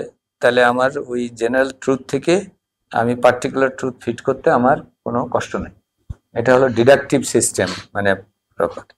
তো এই জায়গাগুলোতে আসলে খুব ভাবার বিষয় আছে, কারণ এইসব ট্রিক্স দিয়েই কিন্তু পরবর্তীতে অনেকেই বিভ্রান্ত হয়েছেন। শুধু না, প্রায় 2000-2,500 বছর লেগেছে আজ এই বিষয়টা বুঝতে, যে ম্যাথমেটিক্সের এটা একটা বিউটি, যেটা প্লেটো ম্যাথমেটিক্সকে বলেছিলেন যে গণিত জানে না সেজন্য প্রবেশ না করে। তিনি কিন্তু এই স্বতঃসিদ্ধ ধরে নিয়ে যে বুদ্ধি চিরসত্য জানতে পারে, অভিজ্ঞতার দরকার নাই, কারণ এটা তো আমি বুদ্ধি দিয়েই জানছি, ত্রিভুজের তিন কোণের সমষ্টি, পিথাগোরাসের সূত্র তো আমি বুদ্ধি দিয়েই জানছি। আঁকছি যদিও, আঁকাটা তো মুখ্য না, এখানে মন তো জানছে যে ইহা সত্য। মনে মনে চিন্তা করলেই তো আমি বলতে পারবো যে একটি সরলরেখার বাইরে একটি বিন্দুতে একটি সমান্তরাল সরলরেখা টানা যায়। এটা তো আমাকে কোনো দড়ি ফেলে জানতে হবে না। এবং ইহা আমি মরে গেলেও সত্য, তুমি মরে গেলেও চিরসত্য। আমি মরে গেলেও সত্য, তুমি মরে গেলেও, জগতে কোনো জীবিত প্রাণী না থাকলেও সত্য, সেটা তাহলে চিরসত্য। তাহলে আপ্রায়র অভিজ্ঞতার সঙ্গে তার সম্পর্ক নাই। এই যে শক্তিটা প্লেটো টের পেয়েছিলেন, সেটা অ্যারিস্টটল অন্যভাবে জিনিসটাকে তাহলে ডিডাকটিভ লজিকের মাধ্যমে, যে তুমি যদি কিছু প্রেমিস বের করতে পারো, হ্যাঁ, ধরা যাক তুমি, মানে তিনি যখন পরে মেটাফিজিক্সে গিয়ে প্রেমিস বের করবেন, ফার্স্ট কজ, যে আমি যদি পেছনে যেতে যেতে আমি একটা বের করতে পারি যে there is a first cause, যার পিছনে আর কোনো কজ নাই, যিনি এখন তার সাথে যদি তুমি গুণাবলী লাগাতে শুরু করো, তিনি দয়ালু, তিনি দেশ দেশ দেশ দেশ দেশ, তাহলে you can come to a very good entity, যে এন্টিটি দিয়ে তুমি জগতে কেউ মরে গেলেও তিনি মেরে ফেলেছেন, তাকে আবার জীবিত করলে জীবিত করছেন। যদি উনি অমনিপটেন্ট হয়, সর্বশক্তিমান হয়, তাহলে তার তো কোনো ক্ষমতার সীমা নাই। তাহলে তুমি যদি ওই প্রেমিজে চলে যাও, তাহলে কিন্তু জগৎ ব্যাখ্যাত হয়ে গেল, আর কিছুই লাগে না জগৎ ব্যাখ্যা করতে। তো এই ক্ষেত্রে অ্যারিস্টটলের এই প্রেমিস কনসেপ্টটা, যে ফার্স্ট প্রেমিস সেকেন্ড প্রেমিস থেকে কন্টে, কিন্তু আসলে পরবর্তীতে অনেক অ্যানালিসিসে দেখা গেছে যে অ্যারিস্টটল আসলে এইভাবে বলেননি। অ্যারিস্টটল প্রায়র অ্যানালিটিক্সে যেটা বলতে চেয়েছেন এবং মডার্ন ক্যালকুলাসের সঙ্গে উনি কিন্তু সেই সময়ে নোটেশন পান নাই, কারণ উনি যে গ্রিক লেটারটা ব্যবহার করতেন, ওটা তো গ্রিক লেটার, গ্রিক বা রোমান অক্ষর দিয়ে কোনো নাম্বার করা তো অনেক কঠিন, রোমান তারপরে এসছে, গ্রিক দিয়ে কোনো নোটেশন সহজ ছিল না। আমরা পরবর্তীতে এই যে এখন মডার্ন যে গণিতের যে বিকাশ, সেটা সম্ভব হয়েছে বিকজ অ্যারাবিয়ান নাম্বারিং সিস্টেমটা আমরা পেয়েছি, আর ভারত থেকে জিরো গেছে। এই অ্যারাবিয়ান নাম্বার এন্ড জিরো না হলে তো মানুষের এই গণিতের এই উন্নতি কখনো হতো না। হ্যাঁ, এই ডেভেলপমেন্ট অফ ম্যাথমেটিক্স কখনো সম্ভব ছিল না। তো এইটা তার যে এই যে নেচার, এই বুঝতে কিন্তু লেগেছে প্রায় 2500 বছর, যে আসলে উনি যে মানে নোটেশনটা যদি উনি থাকতো তাহলে হয়তো লজিকও তিনি তৈরি করে, ক্যালকুলাস তৈরি করে দিয়ে যেতেন, মানে ওই পর্যায়ে চলে গেছিলেন। কারণ ম্যান ইজ মর্টালের জায়গায় উনি আমরা যেটা এখন যেভাবে পড়ি A equal to B, B equal to C হইলে এ ইকুয়াল টু সি। হ্যাঁ, অর্থাৎ আমরা কিন্তু নোটেশন দিয়ে করি A equal to B, B equal to C হইলে এ ইকুয়াল টু সি। হ্যাঁ, তাহলে এ ভ্যারিয়েবল তুমি বাড়ি, ছাগল, গরু, মানে গাছ যাই আনো না কেন ভ্যারিয়েবল চেঞ্জ করো, কিন্তু তত্ত্ব ঠিকই আছে, একই কথা। কিন্তু দুঃখের বিষয় ওই সময় তার হাতে অঙ্ক, মানে অ্যারাবিয়ান লেটার বা এগুলো ছিল না, কিন্তু লজিকটা উনি করে দিয়ে গেছেন। কিন্তু এই লজিকের মধ্যে সামান্য যদি টুইস্ট করা হয়, যেটা টুইস্ট করা হয়েছে ইতিহাসে, সেটা হলেই কিন্তু এই লজিকের ফরম্যাট চেঞ্জ হয়ে যাবে। লজিকে তুমি যদি ধরে নাও যে Aristotle is A sorry man is mortal, এখন যদি কেউ প্রশ্ন করে হু সেজ ম্যান ইজ মর্টাল, তো বলে কেন জগতে, এটা কি প্রশ্ন হলো? জগতে মানুষ মরণশীল দেখেছে, সারা জীবন মানুষ দেখছে মরণশীল। কিন্তু এখন কিন্তু যদি কেউ প্রশ্ন করে ভাই মানুষ মরণশীল হলে মানুষকে মারার জন্য আইন কেন করতে হচ্ছে, ইউথ্যানাসিয়া ল পাস করতে হয়েছে, বেলজিয়ামে প্রথম পাস হয়েছে, তারপর বিভিন্ন কান্ট্রিতে ইউথ্যানাসিয়া ল পাস করতে হচ্ছে, বিকজ টেকনিক্যালি যুগের পর যুগ, বছর পর বছর তুমি একটা লোককে ব্রেন ডেথ হয়ে তুমি আর্টিফিশিয়াল রেসপিরেশন, নিউট্রিশন দিয়ে তুমি বাঁচায় রাখছো। এমন তো হইতে পারে যে আরো টেকনোলজি ইমপ্রুভ করবে তুমি, হ্যাঁ, মানে মরণের ডেফিনেশন কি তোমার যদি মানে না বলো যে অজ্ঞান হইলি মরণ, তাহলে তুমি you can say that okay মানুষ মরণশীল না। হ্যাঁ, মানুষ মরণশীল, এই প্রশ্নটা এইটাই তুমি প্রমাণ করছো কোত্থেকে? তার চেয়ে তো ডিফিকাল্ট প্রমাণ হচ্ছে তুমি যে বলছো Socrates is a man, who Sage Socrates is a man? একটা নামে, কুকুরের নামও তো সক্রেটিস হইতে পারে, ডগের নাম, হ্যাঁ, ছাগলের নামও তো সক্রেটিস হইতে পারে। তুমি কি করে বুঝলা এটা সক্রেটিস ইজ এ ম্যান?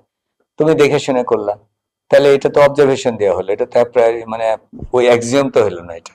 হ্যাঁ, তাহলে তোমার একটা যদি দুইটার মধ্যে একটা প্রেমিস যদি দুর্বল হয়, তাহলে তো তোমার কনক্লুশন দুর্বল, তুমি তো বলতে পারছো না যে কনক্লুশন শিওর হচ্ছে। বুঝছো কথাটা?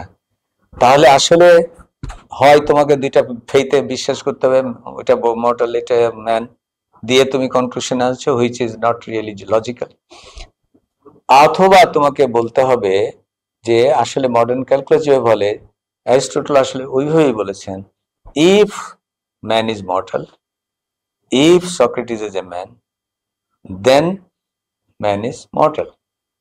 Socrates is mortal. হ্যাঁ, যে মানুষ মরণশীল, সক্রেটিস এর মানুষ, যদি সক্রেটিস একজন মানুষ হয়, যদি মানুষ মরণশীল তাহলেই সক্রেটিস মরণশীল। If A equal to B, if B equal to C, then A equal to C. তাহলে এই যে ফরম্যাট, এই ফরম্যাটে তাহলে থেকেই গেল যে আমাকে এ কে কিন্তু প্রমাণ করতে হবে, তাহলে এ বি এর সমান কিনা, মানুষ মরণশীল কিনা, এটা প্রমাণ সাপেক্ষ, অর্থাৎ এটা এম্পিরিক্যাল প্রমাণ লাগবে, অভিজ্ঞতা দিয়ে। তারপরে এই বি ইকুয়াল টু সি কিনা, এটা কিন্তু প্রমাণ লাগবে। কিন্তু আমি যদি এবার ধরে নিই তাহলে আই ক্যান গো ফর, এটাই হচ্ছে ডিডাকটিভ। ডিডাকটিভ লজিককে অ্যারিস্টটল, কিন্তু যদি কেউ ওইভাবে করে দেয়, কারণ মানে এই টুইস্ট গুলো অ্যারিস্টটলকে নিয়ে করেছে, যেমন উনি ক্যাটেগরিতেও উনি কিন্তু ওই 10টার মধ্যে উনি মানে 9টা ক্যাটেগরিকে একদিকে করে, প্রপার্টি, ওই যে বললাম যে টাইম, প্লেস, কিংবা নাম্বার, হ্যাঁ, কিংবা কোয়ালিটি, কোয়ান্টিটি, এগুলো যেগুলো উনি বলেছেন, উনি মানে বস্তুকে একদিকে সাইড করে দিয়ে, হ্যাঁ, বস্তুকে একটা সাইডে নিয়ে বাকিটাকে বলেছেন যে বাকিগুলো হচ্ছে বস্তুর সাথে যুক্ত, হ্যাঁ, মানে সাবস্টেন্স। এই সাবস্টেন্সে উনি কিন্তু আসলে মিন করেছে যে ফিজিক্যালি এক্সিস্টিং ইন্ডিভিজুয়াল সাবস্টেন্স, এই সাবস্টেন্সেরই নাম্বার, এই সাবস্টেন্সের কোয়ালিটি, সাবস্টেন্সের প্লেস, সাবস্টেন্সের টাইম, ইত্যাদি ইত্যাদি। কিন্তু পরে তার যারা, ওই যে বললাম, উনি তো নিজের লেখার চাইতে ইন্টারপ্রিটেশন ওনার মানে লিখিত শিষ্যরা লিখত, পরবর্তীতে কেউ কেউ বলেছে না না, উনি এই সাবস্টেন্স বলতে একটা সাবস্ট্রেটাম মিন করেছেন, যে কোনো কিছুকে আশ্রয় করে থাকে যেটা ঠিক সাবস্টেন্স না, আরো ওই সাবস্ট্রেটাম কিন্তু মানে ফিজিক্সের ঊর্ধ্বে, ওইটা তুমি দেখো না, ছৌ না, জানো না, একটা সাবস্ট্রেটাম থিওরিতে নিয়ে গেছে। সাবস্ট্রেটাম থিওরি আর সাবস্টেন্সের মধ্যে তফাৎ আছে। এখন তুমি যদি ইন্ডিভিজুয়াল সাবস্টেন্স ধরো তাহলে কিন্তু তোমার এম্পেরিক্যাল অভিজ্ঞতা, তুমি কিন্তু একটা অভিজ্ঞতার মধ্যে থাকতে হবে তোমাকে। আর তুমি যদি মেটাফিজিক্সে যাও তাহলে সাবস্ট্রেটাম, হ্যাঁ অ্যারিস্টটল থেকে দুই দিকেই যাওয়ার পথ তৈরি হয়েছে। হ্যাঁ বুঝতে পেরেছো কথাটা, এই যে নানান ভাবে। এখন এই ক্ষেত্রে ওনার যদি ইফ দেনটাকে বাদ দেয় তাহলে কিন্তু জগতের চিরসত্য কতগুলো প্রেমিস থেকে চিরসত্য তৈরি হয়ে যাবে। হ্যাঁ কারণ তাহলে প্রেমিস যদি আমি ধরে নিই, হ্যাঁ যেমন তাহলে যদি আমরা আগের কথাতে আসি, if there is a first principle, if there is an omnipotent prime mover বা first cause, then world can be explained this way. But if কিন্তু, হ্যাঁ এখন if কে তুমি যদি টুইস্ট ট্রান্সফার করো যে ইফটা উঠাই দিলাম, তার মানে সাম প্রাইম মুভার এক্সিস্ট, তাহলে তো জগৎ ব্যাখ্যা হয়ে গেল। মানে এই যে দুটো বিষয়কে কোনভাবে ব্যাখ্যা করবা তার উপরে নির্ভর করে। তো এই হলো ন্যাচারালি উনি এই প্রায়র অ্যানালিটিক্স বা ডিডাক্টিভ, এটা এই লজিকটাকে যখন মডার্ন লজিকে ফেলছে এটা হলো ডিডাক্টিভ, কারণ আগে প্রেমিস ধরছে, প্রেমিস থেকে ইন্ডিভিজুয়াল কেসে আসছে। এটা হলো ওনার ফার্স্ট কন্ট্রিবিউশন। পোস্টেরিয়র অ্যানালিটিক্সে গিয়ে উনি বর্তমানে যেটা এম্পিরিক্যাল মেথড সায়েন্সের, সেই মেথডটাকে উনি আরো চমৎকারভাবে ধরতে পেরেছেন। হ্যাঁ যেটাকে আমরা বলছি যে পোস্টেরিয়র অ্যানালিটিক্স। হ্যাঁ এবং এই পোস্টেরিয়র অ্যানালিটিক্সে উনি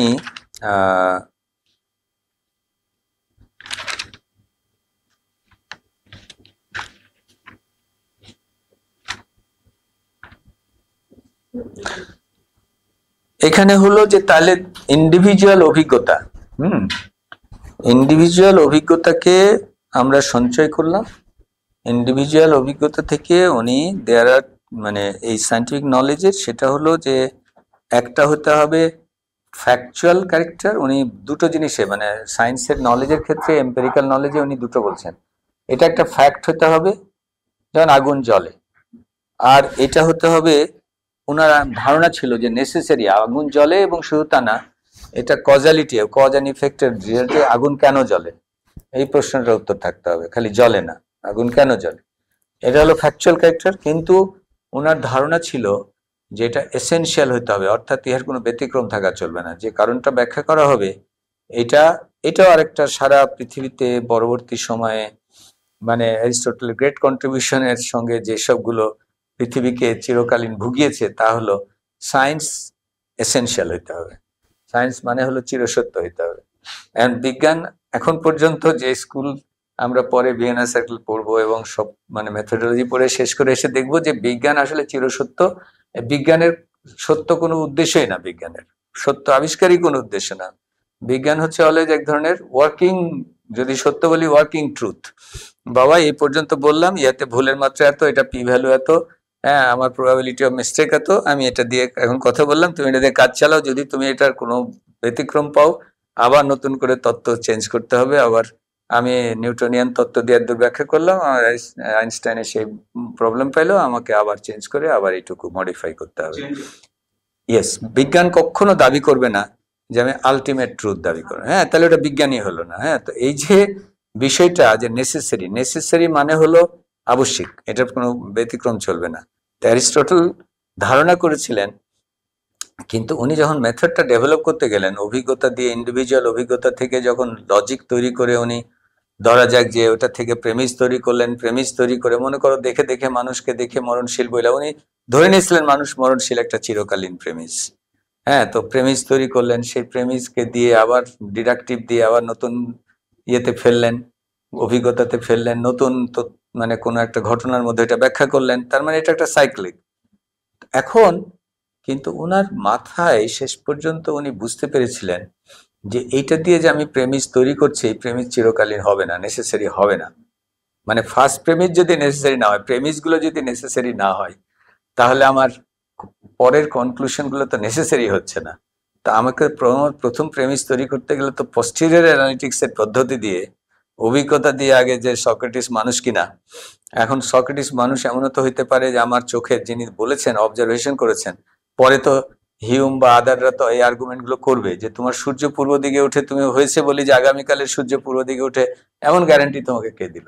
এবং তার জন্য তুমি জানলা দরজা তুমি সবকিছু দিকে রাখছো, মানে ইয়ে রাখছো, কি বলে সূর্যালোক আসবে ধরে নিয়েছো, ভালো কথা, তোমার এক্সপেকটেশন আছে, but that does not really mean যে চিরকালীন পৃথিবী যে কালকের বিহেভ, গতকালের বিহেভ আজকে আগামীকাল করবে, কিংবা গাছজালি বলবে তোমার তো স্বপ্নেও মনে হয় যে এটা সত্য, এটা যে তোমার চলবে এমন কথা না। সো আমরা পরে এগুলো নিয়ে প্রচুর আলাপ করব, কিন্তু ফান্ডামেন্টাল কথা হচ্ছে অ্যারিস্টটল কিন্তু উনি একদিকে ডিডাকটিভ লজিক যখন করছেন তখন প্রেমিস ধরতে হচ্ছে তাকে, কিন্তু প্রেমিস তৈরির ক্ষেত্রে ওনাকে বুঝতে হচ্ছে যে প্রেমিস তৈরিটা কিন্তু আমি ইন্ডাকটিভ দিয়ে করছি, ব্যাখ্যা করে করছি। এই দুটো আমার ইন্ডাকশন দিয়েও আমি চিরসত্যে যেতে পারি না, কারণ আমার চোখে ওই যে পরে ইয়ারা বলিবে সর্পকে রজ্জু বলিয়া ভুল হইতে পারে, আলোকে আলিয়া বলে ভুল হইতে পারে। আমার যে কোনো অবজারভেশনের যে কোনো জিনিস অবজার্ভ করবে, একজন করি, 10 জন করি, 100 জন করি, ভুলের চান্স থাকবেই, হ্যাঁ, কোনো না কোনো। তো উনি তখন বলতেছেন যে এটা তো দুটাই হলো না রে ভাই, মানে ওনার কিন্তু অবশ্য আবশ্যিক হইতে হবে বিজ্ঞান। শেষকালে গিয়ে একদম শেষ চ্যাপ্টারে গিয়ে উনি ছোট্ট করে অল্প একটা মেথডের কথা বলেছেন, যে এটার নাম হচ্ছে ইনটিউশন। হ্যাঁ, এক ধরনের বাংলায় সংজ্ঞা করেছে অনেকে, যে এক ধরনের ইনটিউশন, যে যারা এরকম গ্রেট পারসন তারা, হ্যাঁ, ওই যে মানে সায়েন্টিফিক বা জ্ঞানী যারা, তারা তাদের এক ধরনের অ্যাজিফ আর একটা ফ্যাকাল্টি রয়েছে, বা এটা কিন্তু উনি কোনোটাই ব্যাখ্যা করেন না, খুব অল্প উনি, মানে হি ওয়াজ ভেরি ভেরি প্রিসাইজ, যে এটা কিন্তু উনি মানে যখন দেখছেন যে পারা যাচ্ছে না, তো বলে ওইটা করতে একটা ইনটিউশন লাগে আর কি। হ্যাঁ, এখন এই ইনটিউশনটা আবার সারা পৃথিবীকে, পরবর্তী জেনারেশনকে বা প্রতি ইতিহাসকে, কারণ ইনটিউশনের প্রবলেমটা কোথায়? ইনটিউশনটা তুমি যদি মনে করো ইন্ডাকটিভ লজিক তুমি দেখেছো কিনা, আমি দেখেছি কিনা, তোমার সঙ্গে ডিবেট করলাম, চলো আবার দেখি, আবার চেক করো, রিচেক করো, পাবলিশ করলাম। এই কোভিড এর সময় কত, হ্যাঁ, ও বললো ট্রাম্প দাবি করলো যে হ্যাঁ ক্লোরোকুইনে হয়ে যায়, তখন সেখানকার সায়েন্টিস্টরা বাধা দিয়ে টেস্ট করে দেখে বললো হয় না, এই বললো ওটা, ও বললো এটা, কত রকম, তাই না? একবার আমরা হাত ধোয়াতে কত সময় দিলাম, পরে দেখলাম না হাত না, আসলে না, আসলে নাক, মানে শ্বাস প্রশ্বাসটাই মেন ভেহিকল, কত চেঞ্জ হলো না? হ্যাঁ, মানে একটা তত্ত্ব চেঞ্জ হয়। তো এখন অভিজ্ঞতার ইন্টারপ্রিটেশনে নানান গ্রুপ নানান ভাবে অভিজ্ঞতা ইন্টারপ্রিট করে ভুলও করতে পারে, মানে অনেস্ট হয়েও ভুল করতে পারে, কিন্তু ডিডাকশনে তখন তো লজিক্যাল ফ্যালাসি ধরাই পড়ে, যে তুমি যখন একটা মানে যুক্তির পিঠে যুক্তি দিচ্ছ, ওখানে গ্যাপ থাকলে ধরা পড়ে যাবে, তো তখন আমরা ডায়ালগ করতে পারবো।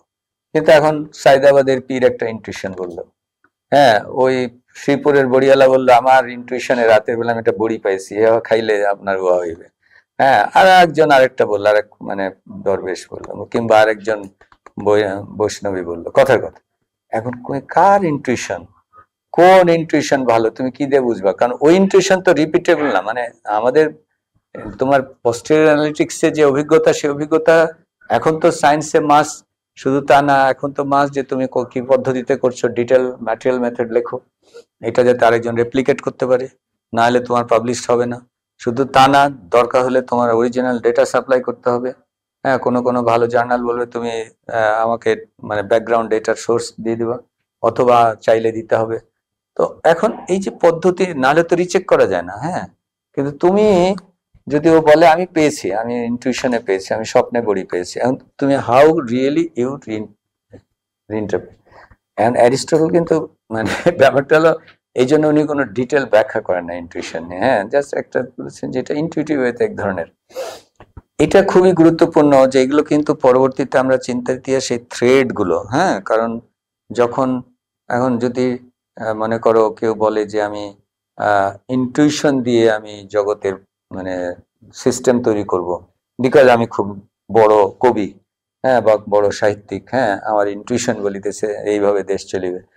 এখন এই যে তাহলে আমার দেশের তখন হয় কি, যখন এইটাকে তুমি ফ্রিডম দাও, তখন অনেক লোক বলে এই দেশের ট্যাক্স নীতি কি হবে, তাও আমি ইনটিউশন দিয়ে বলতে পারি, কারণ আমি বাংলা ভাষার অনেক বড় শিক্ষক, হ্যাঁ, কিংবা আমি অমুক জায়গার কি বলে ইয়ে কি বলে, তো এই দেশের সমস্ত নীতি নিয়মের সব ইনটুইটিভ আমি, তাই না? এখন যখন জেনারেল সাহেব ছিলেন, তখন রাস্তা দিয়ে একবার আমার এই রাস্তায় একবার এরকম ভাবে ইয়ে কি বলে ডিভাইডার করে, আর একবার দেখি ডিভাইডার পরের দিন ভাঙে, হ্যাঁ, আরেক রকম করে, তার ইনটুইশন বলতেছে যে হ্যাঁ ভালো। হ্যাঁ, তারপরে এখন ব্যাপার হলো কতগুলো আছে ফ্যাকচুয়াল, অ্যারিস্টটল বললো এটা করো না। ফ্যাকচুয়াল হচ্ছে যে তুমি কতটা ট্রাক যাবে, কিভাবে ধাক্কা খাবে, ইত্যাদি ইত্যাদি। এখন উনি স্থেটিক্সে বোঝেন যে এইভাবে মানে দুই পাশে এরকম মসজিদের পিকচার দিয়ে দিতে হবে, তাহলে সুন্দর লাগবে, গাছ এভাবে দিলে ভালো হবে। এখন একটা লোক যদি নিজেকে কবি, নিজের বড়, সে যদি ভাবে যে আমি ইনটিউশনের দ্বারা সব সলভ করে ফেলবো, তার ভাবার চেষ্টা শুরু হয়ে যায় তখন।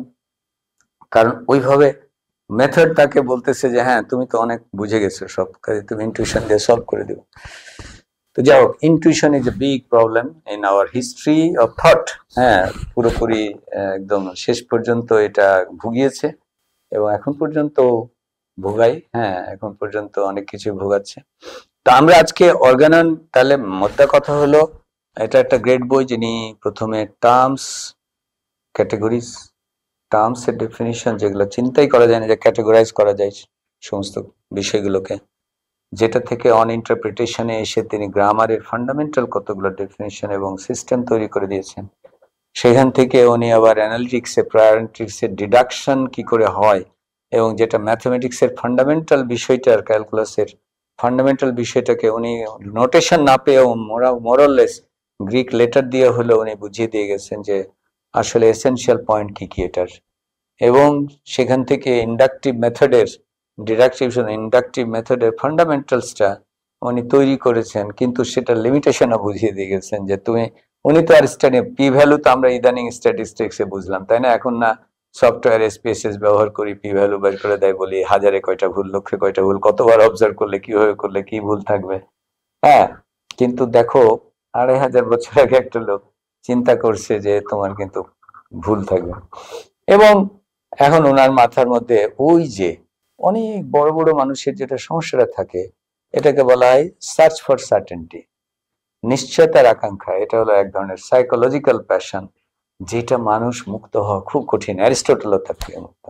এইটা হচ্ছে তার এক নম্বর সার্চ ফর, মানে প্লেটোর ছিল সার্চ ফর মোরাল ডিরেক্টিভস, নৈতিকতা রিলেটিভ হলে কেমন করে হবে? নৈতিকতার চিরন্তন ভিত্তি না থাকলে মানুষ ইন্ডিভিজুয়ালের নাই ফলো করবে, তাতে একজন পাওয়ারফুল লোক তার সমস্ত ন্যায্যতা দিয়ে সমস্তকে অন্যায় অত্যাচার করবে।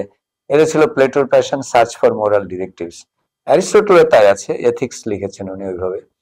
কিন্তু এখানে ওনার একটা বড় বিষয় হলো জ্ঞান অনিশ্চয়তা থাকবে, এটা হতে পারে না। জ্ঞানের নিশ্চয়তা হইতে হবে, নিশ্চিত না হলে জ্ঞান হলো কিসের? কারণ এটা হলো সাইকোলজি। শিশুও যখন জন্মগ্রহণ করছে, তার একটা সাইকোলজি হচ্ছে পাওয়ারফুল ফাদার মাদার তাকে আশ্রয় দিয়েছে, তার সাইকোলজি হচ্ছে নিশ্চিত ভাবে সে খাই পরে চলে। আমরা বড় হতে হতে নিশ্চিত জীবন চাই। এখন এই ছাদটা নিশ্চিত আছে মনে করি আমরা এখানে জ্ঞান চর্চা করছি। ছাদের মধ্যে যদি অনিশ্চয়তা থাকতো, দর্শন চর্চা আমরা করতে পারতাম না। নিশ্চয়তা, হ্যাঁ, এখন যদি বলা হয় বা এটাতে কিন্তু ভুলের চান্স আছে, হ্যাঁ, তাইলে কিন্তু অনেকের জ্ঞান চর্চা উঠে যাবে। এখন যদি বলা হয় এখানে 1 লক্ষ লোক মধ্যে ভুলের চান্স আছে একটা, বলে লক্ষের মধ্যে আমিও তো পড়তে পারি, আমি তাও করবো না। হ্যাঁ, কারণ লক্ষ্য হলো অঙ্ক, আর আমিও তো জীবন একটাই, তাই না? তো এই যে মানে বিষয়গুলো, যেমন তত্ত্ব বলবে যে রেল লাইনের মাঝে কেন ফাঁক রাখবে, তো তত্ত্ব বললে যে, তত্ত্ব বলতেছে যে হিট, হ্যাঁ, দিলে মানে মেটাল বাড়ে, যে কোনো বস্তু বাড়ে, তাহলে ঘর্ষণে হিট হয়। এগুলো কিন্তু সব তত্ত্ব একটা করে। ঘর্ষণে হিট হয়, হিট হইলে লোহা বাড়ে, আর মানে দৈর্ঘ্য বাড়ে, তাহলে ফাঁক না রাখলে ওটা দৈর্ঘ্যে গিয়ে আঘাত করবে, তাহলে পড়ে যাবে। এখন এই যে তত্ত্ব, সেই তত্ত্বের ব্যাপারে কিন্তু একটা সময় বলবেই যেহেতু এই তত্ত্ব কিন্তু ভাই মিস্টেকের চান্স আছে, কারণ যেহেতু এটা এম্পেরিক্যাল তত্ত্ব, অভিজ্ঞতা থেকে দেখে মানুষ বলেছে, সেহেতু এখানে কিন্তু একটা ভুলের চান্স অলওয়েজ আছে। হ্যাঁ, সেই চান্সটা তোমাকে মেনে নিয়েই কিন্তু ইয়েটা করতে হবে, মানে মেনে নিতে হবে। এখন তুমি যদি বলে, কেউ আর্গু করে যে তাহলে তো ভাই আমি রেলগাড়িতে চড়বো না, কারণ এটা তো ভুলের চান্স আছে, আমার তো অ্যাক্সিডেন্ট হতে পারে, কারণ এটা তো যে তত্ত্বের উপর ভিত্তি করে ফাঁক রাখা হয়েছে সেটা তো ভুলের চান্স আছে। এখন তুমি আর্গু করে, রেলের কর্মকর্তারা বলতেই পারে ভাই এটা কোটিতে একটা হয়, এগুলো কোটি লক্ষ কোটিতে, এগুলো ভুল কিন্তু সাধারণ। এখন বলবো ওইটা তো কোটিতে অঙ্কে বললেন, আমার জীবন তো একটাই, হ্যাঁ, আমি চড়বো না। তো কে এখন আর্গু করবে? তো এই যে বিষয়গুলো হলে মনে রাখতে হবে যে এটা কিন্তু সার্চ ফর সার্টেনটি, নিশ্চয়তার আকাঙ্ক্ষা খুব অপ্রাসঙ্গিক না, এটা কিন্তু অলওয়েজ বুঝতে হবে। এবং সেখান থেকে যে রিলিজিয়াস সার্টেনটি হোক, অন্য সার্টেনটি মানুষ খোঁজে, এটা ছেলেমি না, কিন্তু এটার মধ্যে একটা psychological origin of certainty search রয়েছে। হ্যাঁ, এবং সেটা একদম বাল্যকাল থেকে অ্যারিস্টটলের মধ্যে ছিল বলেই উনি প্রায়র পোস্টেরিয়র অ্যানালিটিক্সে নিশ্চয়তা পান না, কারণ প্রায়র অ্যানালিটিক্সে গেলে আপনাকে অ্যাক্সিওম লাগছে, স্বতঃসিদ্ধ না হলে তো আর ইয়েতে আসতে পারছে না, নাহলে তো ইফ দেনে থেকে যাবে, নাহলে তো ইফ দেনের রিলেশনে তো আর ফ্যাকচুয়াল কথা হইলো না, ওটা তো লজিক্যাল। জগতে তাহলে ট্রুথ দুই রকম হয়ে গেল, ইফ দেন দিয়ে যদি আমি বলি তাহলে এটা হয়ে গেল যৌক্তিক সত্য, কেমন? কারণ আমি যুক্তিতে ইফ এটা হয় ইফ ওটা হয় তাহলে এটা হলো যৌক্তিক সত্য। আর হলো এম্পেরিক্যাল সত্য হচ্ছে আমি যদি ইফ না ধরি, man is mortal, Socrates is a man, হ্যাঁ Socrates is mortal, therefore Socrates mortal, তাহলে ওই সক্রেটিস ইজ মর্টালটা কিন্তু এম্পেরিক্যাল ট্রুথ হয়ে গেল, জগতের সত্য। আর এটা হলো যৌক্তিক সত্য। তাহলে সত্য দুই ধরনের। কারণ এই সত্যে তো হলো না, আমরা তো জগতের সত্য, উনি তো আবার বলছে বিজ্ঞান হতে গেলে ফ্যাকচুয়াল হতে হবে ভাই, ওটা যৌক্তিক হলে চলবে না, ফ্যাকচুয়াল হতে হবে, এসেনশিয়াল হতে হবে, এটা ক্রাইটেরিয়া নিয়ে আবার বসাই দিচ্ছেন। তাহলে কি হলো? তাহলে আমাকে তো যৌক্তিক জগতের সত্য আনতে হবে। তাহলে আমি ভিত্তিটা কোথায় পাবো? না তো তাহলে একটা ইনটিউশন দিয়ে ভিত্তি পাইতে হবে বলে উনি ছাড়ছেন। হ্যাঁ, একটা ইনটিউশন, রবীন্দ্রনাথের মধ্যে তো ইনটিউশনের প্রচন্ড রকম প্যাশন ছিল। দ্যাট ইনটিউশন রবীন্দ্রনাথের একটা ফান্ডামেন্টাল প্যাশন, এবং আমাদের রেশনালিস্টদের একটা ফান্ডামেন্টাল প্যাশন, মানে ওইটা যদি আরেকটু যখন চলে আসে ওটা মিস্টিক হয়ে যায়। ওই প্যাশন যখন ব্রহ্মের সঙ্গে যুক্ত হয়ে যায়, যখন গীতাঞ্জলির ভূমিকাতে উনি সুস্পষ্ট ভাবে বলছেন ওই যে সীমার মাঝে যে অসীম, ওই তো ওই ব্রহ্ম, এবং সেই ব্রহ্ম তো আসলে বেসিক্যালি তখন ওই প্যাশনের ইউনিটির সূত্র হয়ে যায়, হ্যাঁ, যেটা ফার্স্ট কজের সূত্র হয়ে যায়। তো এই যে ইনটিউশন, হ্যাঁ, ইনটিউশনটা কিন্তু বহু বহু বড় বড় মানুষের কিন্তু, হ্যাঁ, যে ইনটিউশন দিয়ে চিরসত্য জানা যায়, আমার বেসিক স্টার্টিং পয়েন্ট ইনটিউশন। হ্যাঁ, এবং বিজ্ঞানেও আমরা যখন লাস্টলি পড়বো তখন দেখবো যে যারা শিল্প সাহিত্যের সঙ্গে বিজ্ঞানকে একাত্ম করে যারা বাঁচাতে চেয়েছে, এবং বিশেষ করে এখনকার যারা, যখন আমরা ফুকো দেরিদা থেকে শুরু করে যে এখনকার যারা সকল মানে থিঙ্কার প্রফেস ইন ওরিয়েন্টালিজম, তাদের মধ্যে দেখবো যে হাউ ইট ইজ ওয়ার্কিং, হ্যাঁ, ইনটিউশন ভিত্তিক কথাবার্তা খুবই গুরুত্বপূর্ণ এটা বিষয় ওইটার মধ্যে। এনিওয়ে, আমরা তাহলে অ্যারিস্টটলের যে বেসিক লজিক, হ্যাঁ, যে উনি শেষ পর্যন্ত একটা জায়গাতে ওনার প্রবলেম সার্চ ফর সার্টেনটি, ওনাকে ওর জন্যই উনি কিন্তু ইনটিউশনটা আনতে হয়েছে ওকে, কারণ ফার্স্ট প্রেমিস গুলোকে উনি ইনটিউশন দিয়ে এস্টাবলিশ করতে চান। তো এই হলো আমরা আজকে শুরু করলাম। আগামীতে তার যে কজালিটির ধারণা, যে এটা তাহলে মানে উনি one of the fathers of কজালিটির ধারণা কি করে উনি এনেছেন, কজ এন্ড ইফেক্টের সঙ্গে রিলেশন, এবং সেটার সঙ্গে কি করে তাহলে রেনেসার সম্পর্ক, ক্রিশ্চিয়ানিটি এবং ইসলামের সঙ্গে কজালিটির সম্পর্ক, এবং সেটা থেকে উনি ফিজিক্স ভার্সেস মেটাফিজিক্স, এবং সেখানে তার যে ফর্ম এবং এই যে তার ফিলোসফি আরো ডেপথে যাওয়া, হ্যাঁ, মানে তার এপিস্টেমোলজি ডেপথে আমরা আগামী দিন যাব। কিন্তু আজকে ফান্ডামেন্টালি তার লজিক বিষয়টা পড়লাম। যার যা প্রশ্ন আছে এখন ইউ স্টার্ট।